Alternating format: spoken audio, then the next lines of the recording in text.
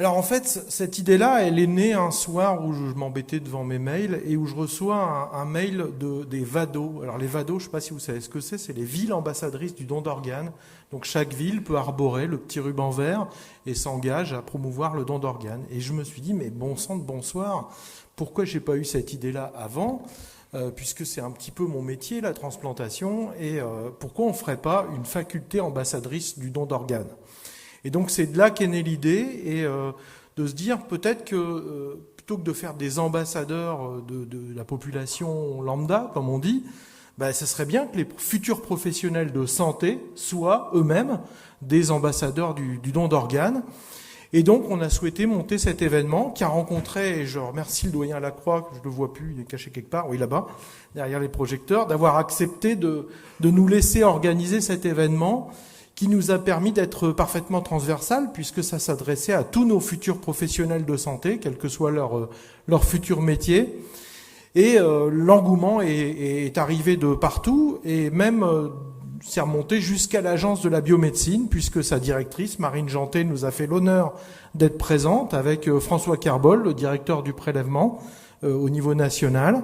L'ARS était présente, le CHU, bien évidemment, était là pour nous soutenir. Je rappelle que on fêtera cette année les 40 ans de la greffe cardiaque, qu'on a fêté malheureusement en plein Covid les 50 ans de la greffe rénale, donc on n'a pas pu le fêter, mais on était en plein Covid à ce moment-là, c'était pas prudent.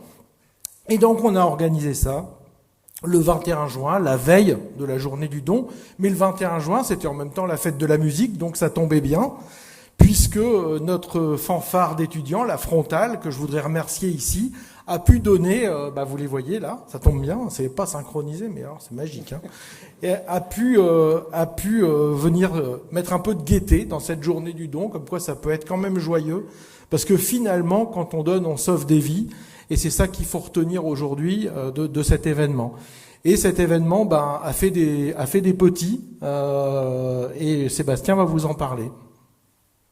Marc a dit beaucoup de choses. C'est vrai que c'était une très belle journée. Le constat aussi qu'il fallait prendre en considération, c'est que dans notre région, malheureusement, le taux de refus famille au don d'organes est record avec l'Île-de-France. Et donc on avait une problématique et on s'est trouvé dans notre rôle de clinicien et également d'enseignant de commencer finalement par notre faculté pour faire ce type d'événement.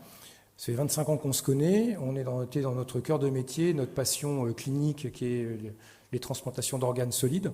Donc c'était un peu notre rôle de le faire. Et puis on s'est dit aussi, on va être les premiers, et ça on ne le retirera jamais. Hein. Quand on est premier, c'est comme quand on est champion d'Europe, voilà, c'est pour la vie, pour l'éternité. Et puis ça a fait des petits. Alors cette journée s'est très bien passée. On a rempli 2 amphis. Complètement du pôle formation, donc il y avait entre 800 et 900 étudiants. Il faut souligner qu'il y avait énormément de paramédicaux qui ont vraiment complètement joué le jeu de cette journée. Ça a été très interactif, ça a été très émouvant parce qu'il y avait différents temps. Il y avait un petit peu de présentation sur les résultats d'activité, il y avait des témoignages de familles, de donneurs, des couples qui étaient là pour le don du vivant. On a osé faire une table ronde sur la thématique pourquoi on accepte un organe et pourquoi on refuse de donner, avec un philosophe, avec des familles, etc. Donc ça a été riche d'enseignements. Et puis je pense qu'on a réussi sûrement à donner un peu de sens à nos activités et à ces futurs professionnels en santé, au sens large, autour de cette thématique. Alors les petits, effectivement, vont arriver cette année parce qu'au niveau national, ça a eu des répercussions et qu'on a relayé cette action à travers notre société savante, la Société francophone de transplantation. Et puis on a un rôle de démonstrateur qui marche complètement puisque cette année sont sur les rails les projets de faculté ambassadrice du don d'organes pour la faculté de médecine de Rouen, celle de Marseille, celle de Lyon. Et donc, ça va faire effectivement, sûrement au niveau des écoles, des instituts, des facultés, Saint-Étienne aussi. Voilà. Alors, grâce à un relais à travers la conférence des doyens, grâce à des actions à travers notre société savante, voilà, on sera les premiers pour toujours, mais ça continue à suivre. Et puis, voilà, l'université peut-être va suivre. Alors, c'est aussi un engagement. Vous voyez, on a signé, il y a une charte, il y a une plaque. Et annuellement, on s'est aussi engagé à faire de nouvelles actions en partenariat avec les associations de patients. Et on peut vous annoncer qu'on travaille avec Marc sur l'idée, cette année, d'avoir un mois vert sur le don d'organes à la faculté de médecine et de recolorer les locaux avec le ruban vert, avec des actions qui seront faites au mois de juin.